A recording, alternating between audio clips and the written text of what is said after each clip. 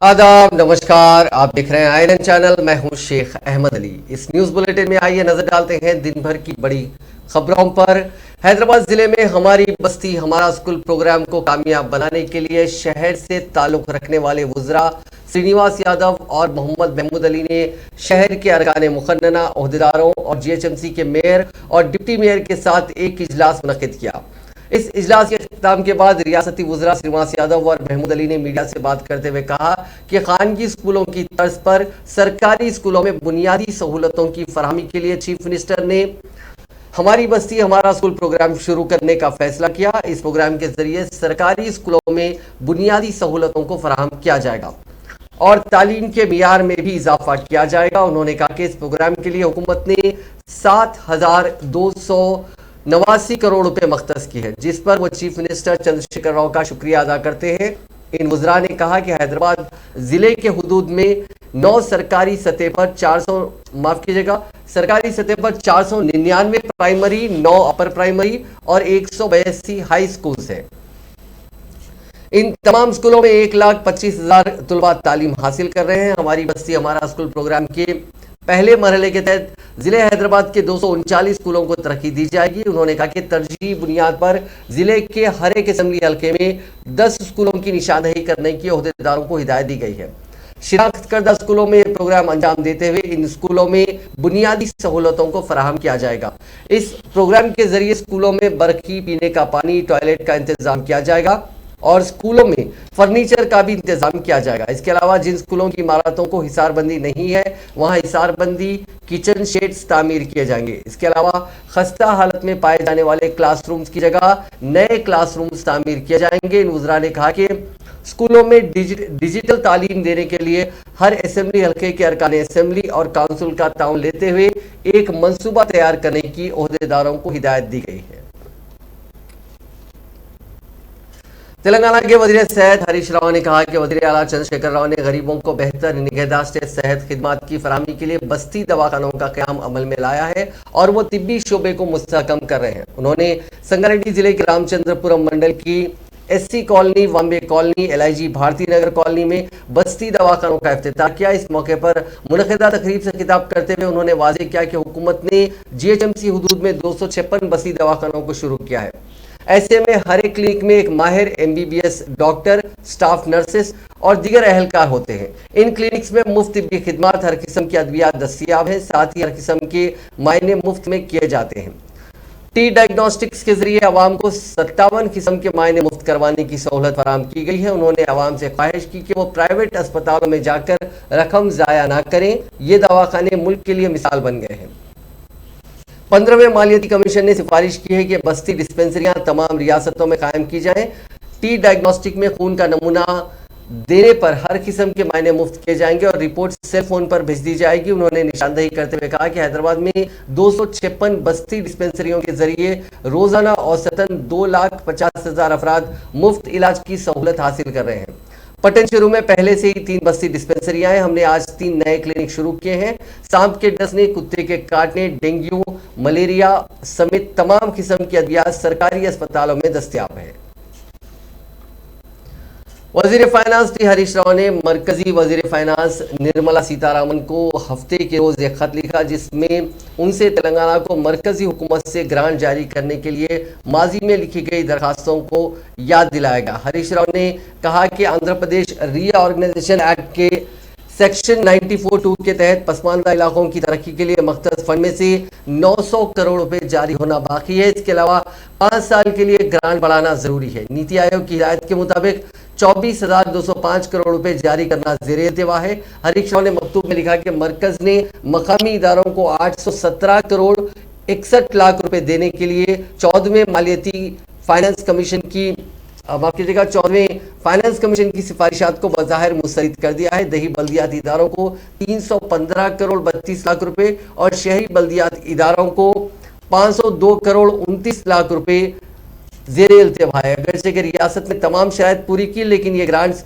बगैर किसी वजह के मुस्तरद कर दी गई हैं। रियासती वजीर वी प्रशांत रेड्डी ने कहा कि तेलंगाना की तश्कील के तरीक़ेकार पर वजीर आज़म नरेंद्र मोदी और वजीर दाखिला अमित शाह का एतराज़ इस बात को तक़वियत देता है कि तरक्की की राह पर गामजन तेलंगाना रियासत को दोबारा आंध्रा में जम करने की साजिश की जा रही है। उन्होंने आज अपने हल्के इंतखाब बालकुंडा की वेलपुर मोरताड़ एरुकुटला मंडलों में 5 करोड़ 11 लाख के मुख्तलिफ तरक्याती कामों का संग बुनियाद और इफ्तिताह किया। इस मौके पर मुनक़िदा तकरीब से खिताब करते हुए वजीर प्रशांत रेड्डी ने कहा कि तेलंगाना की तश्कील होकर 8 साल गुजर गए हैं। ऐसे वक्त वजीर आज़म खुद रियासत की तकसीम पर एतराज़ कर रहे हैं। इससे यह मालूम होता है कि लाजमी तौर पर तेलंगाना के खिलाफ कोई ना कोई साजिश रची जा रही है। उसी साजिश के एक हिस्से के तौर पर तेलंगाना को दोबारा आंध्रा में जम भी किया जा सकता है। मरकज की बीजेपी की साजिश से तेलंगाना के अवाम बिलखुसूस नौजवानों को गौर करने की जरूरत है। उन्होंने कहा कि वज़ीर आज़म के बयान से वाज़ेह हो गया है कि वो तेलंगाना नहीं चाहते थे, इसलिए वो तेलंगाना को मुसलसिल नजरअंदाज कर रहे हैं। मरकजी बजट में तेलंगाना के बजाय दीगर रियासतों को ज्यादा बजट दिया जा रहा है। पड़ोसी रियासतों आंध्र प्रदेश और कर्नाटका में तामीर होने वाले आबपाशी प्रोजेक्ट्स को कौमी प्रोजेक्ट का दर्जा दिया गया, लेकिन तेलंगाना के एक भी प्रोजेक्ट को कौमी प्रोजेक्ट का दर्जा नहीं दिया गया।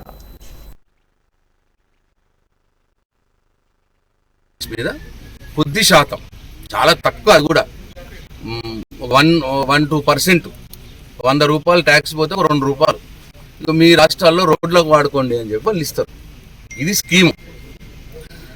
అయితే దాంట్లో ఏం చేస్తారంటే ఈ సంవత్సరం మన దగ్గర నుంచి తెలంగాణ రాష్ట్రం నుంచి పోయిన ట్యాక్స్ మీద దాదాపు ఒక 15-20 వేల కోట్ల రూపాయలు పెట్రోల్ డీజిల్ మీద ట్యాక్స్ పోయింది అనుకో, దాని మీద ఒక 800 కోట్ల రూపాయలు మీకు రోడ్ల కోసం ఇస్తాము అని చెప్పి మనకు చెప్పి అట్లా ప్రతి సంవత్సరం చెప్తారు, ప్రతి రాష్ట్రానికి చెప్తారు, కొత్త కాదు.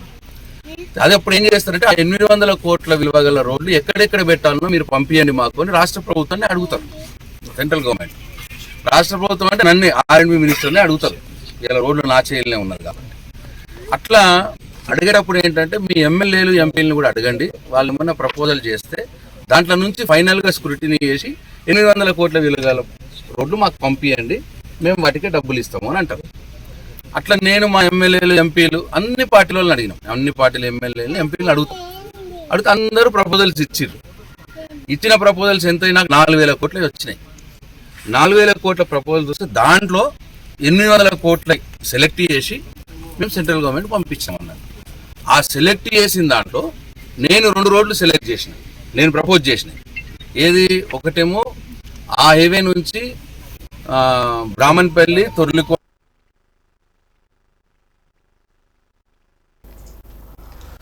मुल्क जिले के मेडाला में 16 फरवरी से शुरू होने वाली कबायलियों की सबसे बड़ी यात्रा आज सहफर अख्तिताम को पहुंची। वजीर एनवायरनमेंट इंदिरा रेड्डी और वजीर पंचायत राज इरवली दयाकर राव ने बताया कि तेलंगाना की तश्कील के बाद लगातार 4 मरतबा मेडाराम यात्रा कामयाब रही। अब तक इस यात्रा में 1 करोड़ 50 लाख से ज्यादा भक्तों ने शिरकत की। हुकूमत की जानिब से बड़े पैमाने पर इंतजाम किए गए थे। इस मरतबा यात्रा के लिए 75 करोड़ रुपए मुख्तस किए गए। आज यात्रा के आखिरी दिन रियासती गवर्नर डॉक्टर तमिलिसाई सौंदरराजन, सदर प्रदेश कांग्रेस कमेटी रेवंत रेड्डी और दीगर कायदीन ने भी शिरकत की।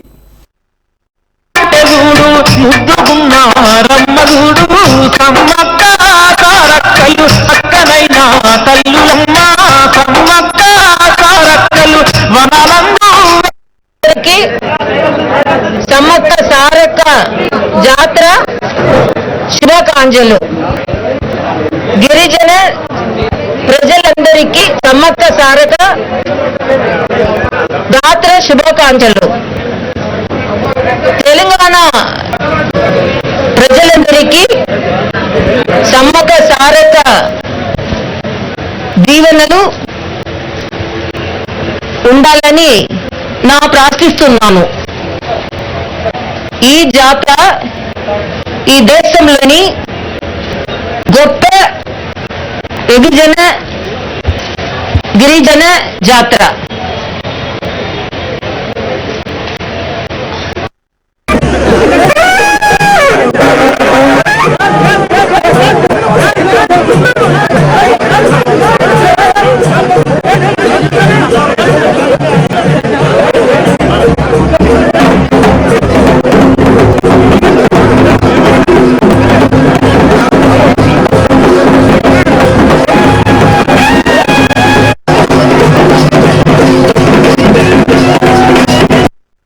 విముక్తిని పొంది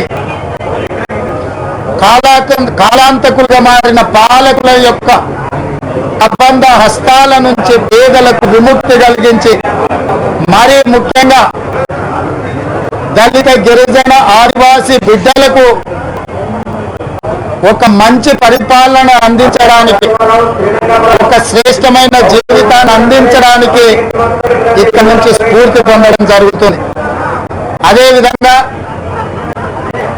పశుపతి నుంచి తిరుపతి వరకు నల్లమల అటవీ ప్రాంతము పోరాటాల గడ్డ.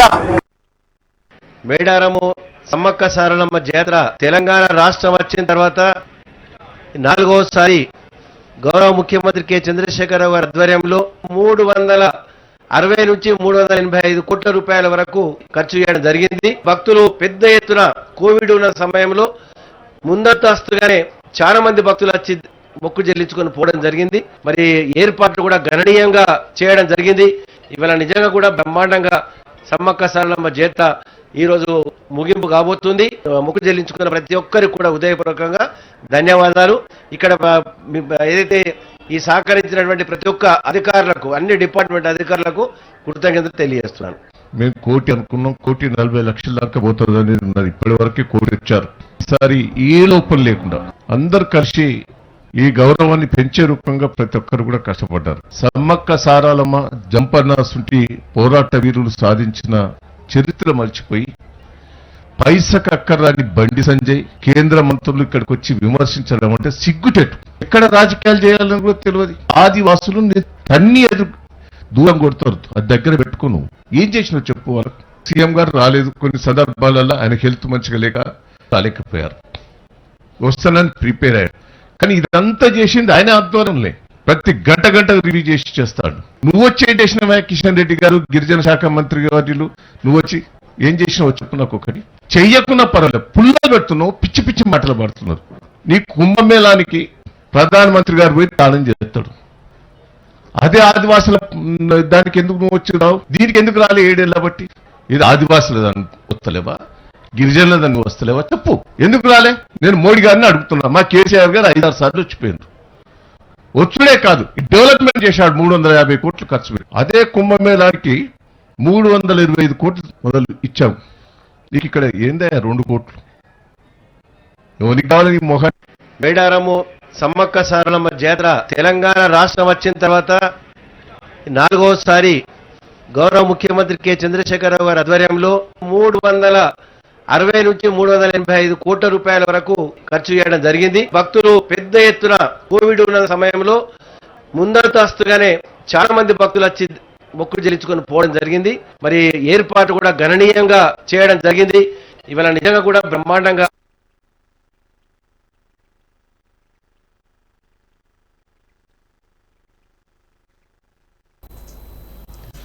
तेलंगाना कानून साज असेंबली का बजट इजलास तवक्को है कि 25 फरवरी से या उसके बाद किसी भी वक्त आगाज उसका किया जा सकता है। असेंबली के बजट इजलास में साल 2022-23 का बजट वजीर फाइनेंस हरीश राव पेश करेंगे। राय के मुताबिक हरीश राव 2,50,000 करोड़ का बजट पेश करने की तैयारियों में मसरूफ है, जिसमें मौजूदा स्कीमों के अलावा दलित बंधु स्कीम को रियासत भर में तोसी देने के लिए बड़े पैमाने पर बजट मख्तस करने की इतलात है।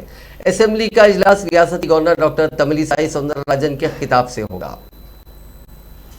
Telangana state road transport corporation यानी टीएसआरटीसी ने तकरीबन 3 करोड़ रुपए के सरफे से उसकी तमाम 9,600 बसों को दोबारा रंग किया है। Managing director Telangana state road transport corporation VC Sajjanar ने एक ट्वीट में कहा कि खबलजी नामुनासिब पोस्टर्स और मुखरिब अखलाक इश्तिहारात वगैरह बसों पर देखे जाते थे, ताहम अब इश्तिहारात या पोस्टर्स की इजाज़त नहीं दी जा रही है। बसों को रंग करने का काम जनवरी में मुकम्मल कर लिया गया। बसों को दोबारा रंग करने का फैसला अवाम की बड़ी तादाद बेखुसूस खवातीन से मुशावरत के बाद किया गया। सज्जनार ने कहा कि कई खवातीन का कहना है कि ऐसे इश्तिहारात और पोस्टर्स की वजह से वो बसों से उतर रही हैं। सज्जनार ने कहा कि चूंकि इश्तिहारात का जिम्मेदार कोई और इदारा था, इसीलिए ऐसा होता था। सज्जनार ने कहा कि आरटीसी अपनी खिदमत को बेहतर बनाने के लिए इक़दाम कर रहा है। उन्होंने अवाम से ख्वाहिश की कि वो किसी भी शिकायत के लिए आरटीसी के ओहदेदारों से राब्ता करें। उन्होंने कहा कि आरटीसी की खिदमत को बेहतर बनाने के लिए कोशिशें की जा रही हैं और मसाइल को हल करने की मसाइल की जा रही है।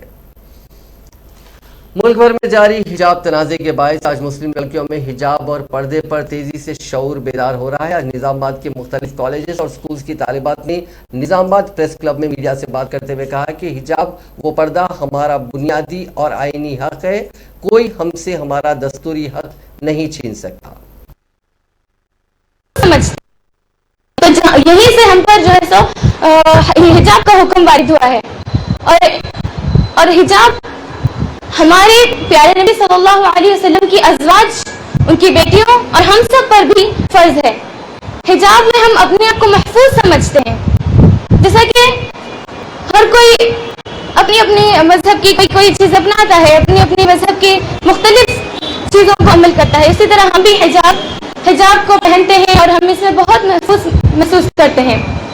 और आप लोग जानते हैं कि जब यहाँ पर ये हुक्म आया था कि औरतों को पर्दा कर बाहर निकलना है, तो जब भी जो सहाबी के जो वाइफ होती हैं, सहाबियात, वो जहाँ कहीं भी थी, उन्होंने ये गवारा नहीं समझा कि वो वहीं से वैसे ही वापस लौटे। उन्होंने वहाँ पर मौजूद जो कोई भी बड़ी चादर थी वो ओढ़ी ताकि उस हुक्म पर अमल कर सके। और इसी तरह हम भी अपनी They should not be there.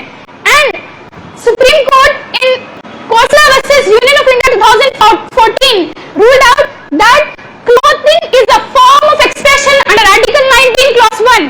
Clothing is a form of expression under Article 19 Clause 1, freedom of speech and expression. So this ban is again a violation of Article 19 as well. It also violates Article 21, protection of life and liberty.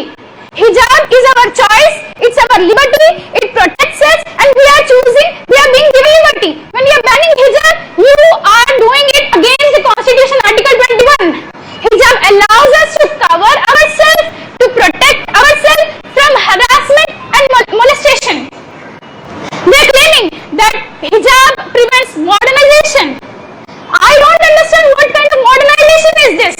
What kind of modernization is this when the world is accepting hijab, when the FIFA football organization, when the basketball international organization, when the badminton international organization.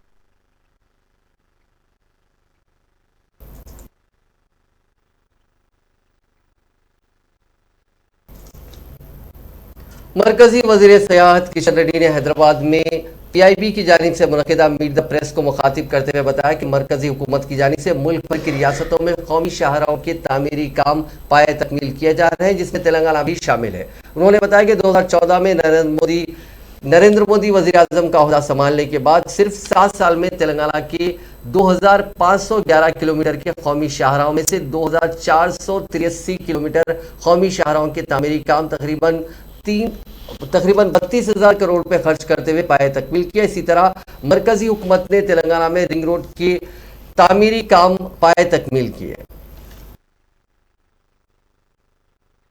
एक regional ring road जो हैदराबाद के development के विषय पर एक game changer ring road Bharat सरकार के द्वारा तेलंगाना में बना रहे। उसके लिए 2 फेसेस में रोड बनाने के निर्णय किया है। फर्स्ट फेस में 158 किलोमीटर्स, सेकंड फेस में भी वो भी ऑलमोस्ट टोटल 350 किलोमीटर्स रोड बनेगा। वो संगारेड्डी, मेरठ, सिद्दीपेट, यादाद्री, रंगारेड्डी और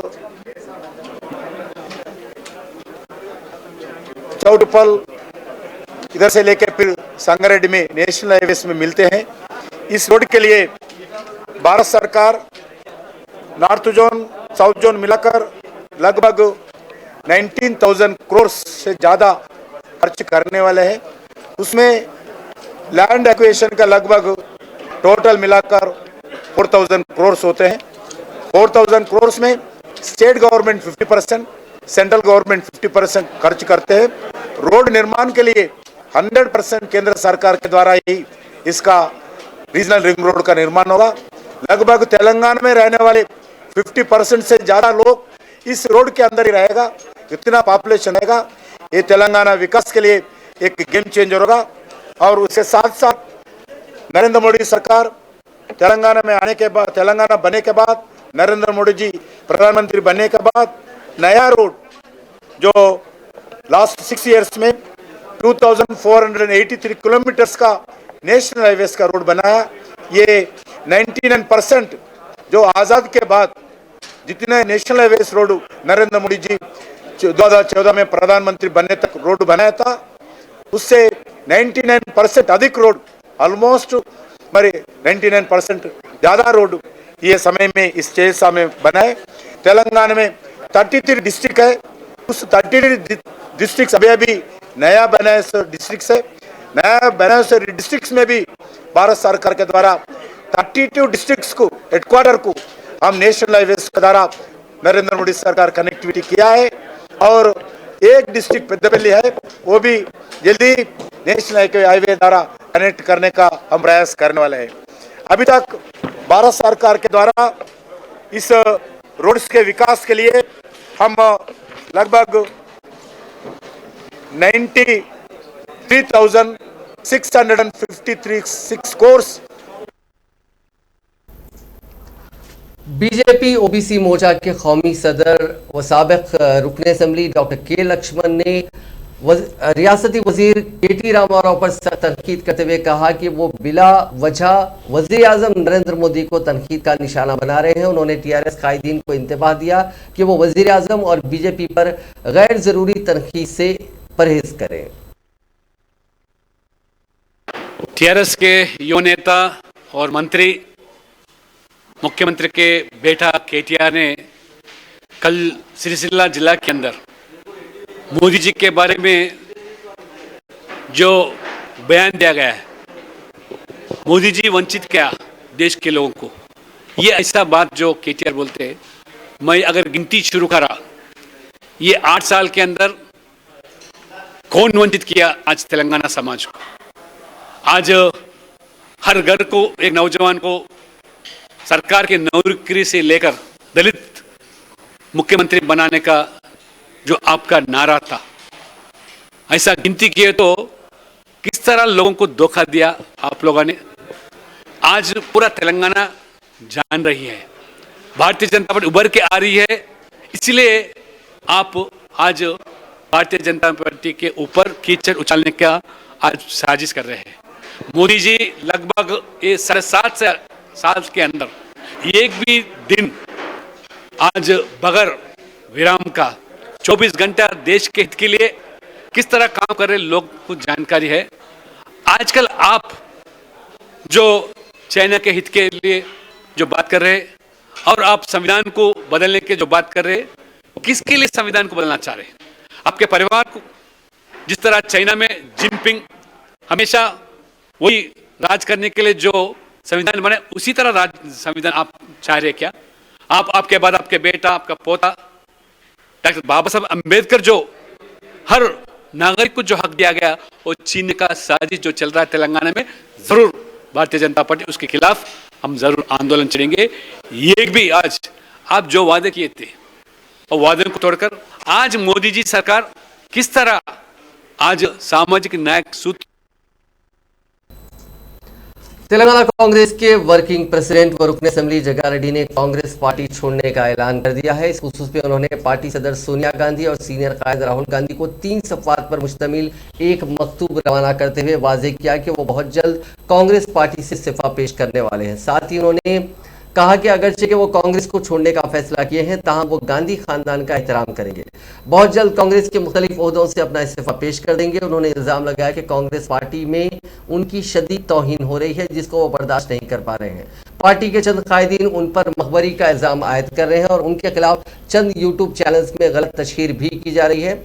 जग्गा रेड्डी ने कहा कि साबिक़ में कांग्रेस कायदीन के दरमियान तनाज़ात और इख्तिलाफात पाए जाते थे, लेकिन वो इख्तिलाफात और तनाज़ात इस हद तक नहीं होते थे कि किसी कायद की बार बार तौहीन की जाए। उन्होंने कहा कि हाईकमान को इस बात का पता लगना चाहिए कि रियासत में पार्टी का कौन सा कायद किसकी मखबरी कर रहा है। अपने मकतूब में जग्गा रेड्डी ने पीसीसी सदर रेवंत रेड्डी को तनकीद का निशाना बनाते हुए कहा कि कांग्रेस में अचानक शामिल होते हुए लॉबिंग के जरिए पीसीसी सदर भी बना जा सकता है। कबल आज दिन में जग्गा रेड्डी ने पार्टी के सीनियर कायद वी हनुमंत राव से मुलाकात करते हुए कांग्रेस छोड़ने के अपने इरादे से वाकिफ करवाया। इस मौके पर वहां मौजूद पीसीसी के जनरल सेक्रेटरी बुल्लू किशन जग्गा रेड्डी के पैरों में गिर गए और उनसे पार्टी न छोड़ने की दरखास्त की।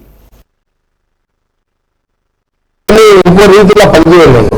కోపం ఉంటే ఒక వ్యక్తి నచ్చకపోతే నువ్వు నచ్చలేదని చెప్తా, ఒక వ్యక్తి పని చేయకపోతే నువ్వు పని చేస్తలేవని చెప్తా, ఒక వ్యక్తి ఇంకొక నష్టం చేస్తుంటే నువ్వు తప్పు చేస్తున్నావని చెప్తా, ఒక వ్యక్తి ఒక సంస్థను నష్టం చేస్తుంటే ఆ సంస్థ నష్టం చేయదని చెప్తా, ఒక వ్యక్తి సిస్టాన్ని ఖరాబ్ చేస్తే నువ్వు సిస్టాన్ని ఖరాబ్ చేయదని చెప్తా. ఎందుకంటే ఒక వ్యవస్థ, ఒక సిస్టమ్, ఒక సంస్థ ఇది ఎప్పటికీ ఉండేది. మనుషులు పుడతారు, పోతారు, వస్తారు, పోతారు. కాబట్టి సిస్టమేటిక్గా ఉండాలన్నది నా యొక్క అభిప్రాయం ఉంటుంది. అందులో భాగంగానే నేను అనేక నేను ఎవరికి భయపడేది లేదు, ఎవరికి జరిగేది లేదు. కొద్ది నుంచి కూడా మీడియాలో అందరూ కూడా ఒక మీడియా ఇంటర్వ్యూ కూడా అడగడం జరిగింది. కొంత మీరు మీడియా అటెన్షన్ కోసమే పనిచేస్తారు అనే చర్చ తీసుకోవచ్చు. అది నాకు కూడా అర్థం కాలేదు. అదే అదే నేను స్ట్రైట్ ఫార్వర్డ్ గా మాట్లాడుతూ सदर तेलंगाना प्रदेश कांग्रेस कमेटी व रुकने पार्लियामेंट रेवंत रेड्डी ने कारगुजार सदर टीपीसीसी और रुकने असेंबली जग्गा रेड्डी के कांग्रेस से अलहदा होने के फैसले को चाय की प्याली में उबाल से ताबीर करते हुए कहा कि कांग्रेस पार्टी में हर एक कायद को तनकीद करने का हक हासिल है। मीडाराम जात्रा में शिरकत के बाद मीडिया से बात करते हुए रेवंत रेड्डी ने कहा कि हर घर में इख्तलाफात एक आम बात है, इसी तरह कांग्रेस में भी इख्तलाफात का होना फितरी अमल है। तेलंगाना के जिले निजामाबाद में शिवाजी के मुजस्समे की नकाब कुशाई के मौके पर हुक्मरान जमात टीआरएस और बीजेपी के कारकुनों के दरमियान हुए तसादुम की वजह से कशीदगी फैल गई। ये वाकया जिले के धरपल्ली मंडल में पेश आया। संगवारी में एक पुलिस सब इंस्पेक्टर जख्मी हो गया, जिसके बाद पुलिस ने हुजूम को मुंतशिर कर दिया। ये वाकया हफ्ते की सुबह पेश आया। बीजेपी के लीडर व निजामाबाद के रुकने पार्लियामेंट धर्मपुरी अरविंद की आमद की इत्तला के साथ ही टीआरएस के कारकुन बड़ी तादाद में वहां जमा हो गए ताकि उन्हें जिले में हल्दी बोर्ड के क़याम के सिलसिले में उनके इंतखाबी वादे को फरामोश कर दिया है। इसकी इत्तला के साथ ही बीजेपी के कारकुन भी बड़ी तादाद में वहां जमा हो गए। इस मौके पर दोनों जमातों के कारकुनों में बहस और तकरार हो गई, जिसने तसादुम की शक्ल इख्तियार कर ली। पुलिस ने इस मामले में मुदाखलत की कोशिश की, ताहम संगवारी में सब इंस्पेक्टर जख्मी हो गया, जिसकी शिनाख्त वी कृष्णा रेड्डी के तौर पर की गई। धरपल्ली में लॉ एंड ऑर्डर की बरकरारी के लिए पुलिस की जायद कुमक तैनात कर दी गई है। सड़कों पर आमतौर पर गाड़ियों के खराब होने पर मुश्किल सूरत हाल का सामना करना पड़ता है। सड़क इस्तेमाल करने वालों के लिए national highways authority of India यानी NHAI ने शहर हैदराबाद की आउटर रिंग रोड के साथ साथ कौमी शाहराहों पर सेफ और सिविल SOS बॉक्स लगाए हैं। हर 200 या 300 मीटर की दूरी पर ऐसे बॉक्सेस लगाए गए हैं। किसी भी किस्म की हंगामी सूरत हाल में इस बॉक्स में लगाए गए बटन को दबाने से करीबी पुलिस स्टेशन या फिर कंट्रोल रूम से राब्ता मुमकिन है। ये GPS टेक्नोलॉजी से लैस है। इसमें वॉइस कम्युनिकेशन भी लगा है, जिसके जरिए फौरी मदद के लिए मकामी हुक्काम से राब्ता किया जा सकता है। इस जाफरानी रंग के डिब्बे में लगे इमरजेंसी बटन को दबाने से SOS में लगा कैमरा खुद ब खुद कारगर हो जाता है और इसके जरिए करीबी कंट्रोल रूम तक राब्ता हो जाता है। साथ ही एम्बुलेंस गाड़ियों व पेट्रोलिंग गाड़ियों को भी अलर्ट कर दिया जाता है और मजाज अफराद को इस डिब्बे से अलर्ट पैगाम मौसूल होता है। इस डिब्बे के लिए किसी भी किस्म के इंटरनेट की जरूरत नहीं होती। किसी भी किस्म की हंगामी सूरत हाल जैसे खतरा, परेशानी या दीगर मामलात पर ये डब्बे काफी फायदेमंद साबित होते हैं। हंगामी सूरत हाल का सामना करने वाले अफराद रास्त तौर पर कंट्रोल रूम से राब्ता कर सकते हैं और उनको मोबाइल फोन रखने या मोबाइल फोन में कम बैटरी के मसाइल पर परेशान होने की जरूरत नहीं है। बेदारी में कमी की वजह से SOS डब्बों का ज्यादा इस्तेमाल नहीं हो रहा है, इसीलिए इन डब्बों को अहम मकामात पर नस्ब करने पर भी गौर किया जा रहा है।